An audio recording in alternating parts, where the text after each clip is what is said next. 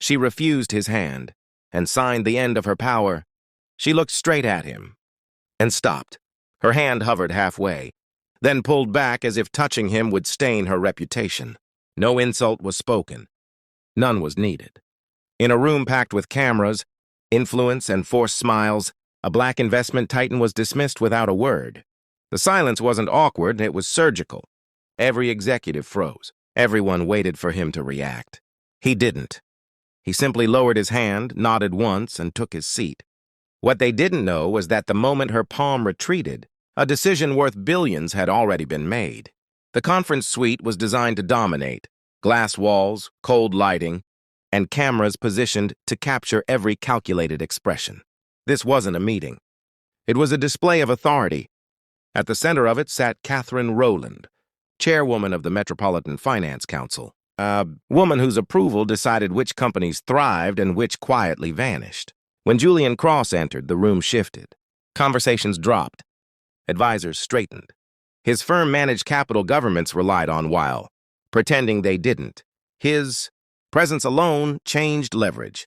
Catherine rose from her chair. She extended her hand, then stopped.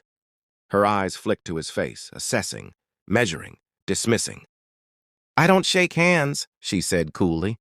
"Let's proceed." The cameras caught everything. Julian's hand lingered for a fraction of a second longer than comfort allowed. Then he lowered it. No smile, no protest, no reaction. He sat. The meeting continued as though nothing had happened. But the slights came fast and precise. When Julian spoke, Catherine interrupted. When his firm's research was referenced, she redirected credit elsewhere. Ideas his company had introduced years earlier were praised, without his name attached. Each insult was subtle, plausible, intentional. Julian wrote notes. He listened. Then a reporter asked about their rumored partnership. Catherine smiled. "We're reviewing alternatives," she said. "Some investors misunderstand their relevance." Laughter rippled across the room. Julian didn't look up. As the meeting ended and chairs scraped back, Catherine leaned toward him. "Influence," she whispered. Loud enough to be heard, is granted, not assumed. Julian met her eyes, nodded once, and walked out alone. Outside the room, his chief of staff was furious. "Say the word," she said. "We'll respond." Julian shook his head. "No statements." That night, his office remained dark. 3 screens glowed. No shouting, no dramatic phone calls, only instructions. By midnight, his firm began exiting positions, legally, quietly, surgically.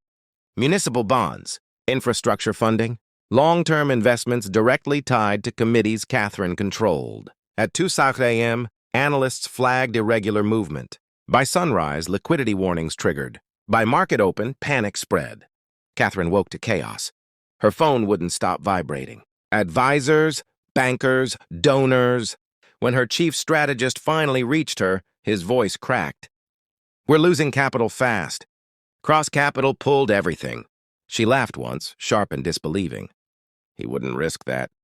But the screens told the truth. Projects frozen mid-contract. Personal holdings bleeding value. News clips replayed the meeting. The withdrawn handshake. The silence, the walkout. Headlines stacked. Market shock tied to council power shift. Did Rowland miscalculate? She called Julian. No answer. Then the investigations began. Not into him. Into her. Archived documents resurfaced. Old hearings replayed. A forgotten name emerged. Dr. Malcolm Cross, an economist, who years earlier had warned the city about financial misconduct linked to Catherine's rise. His funding disappeared. His reputation was destroyed. He died before he was proven right, until now. Federal investigators arrived within days. Subpoenas followed. Catherine stood before cameras insisting it was personal, political, retaliation. No one believed her.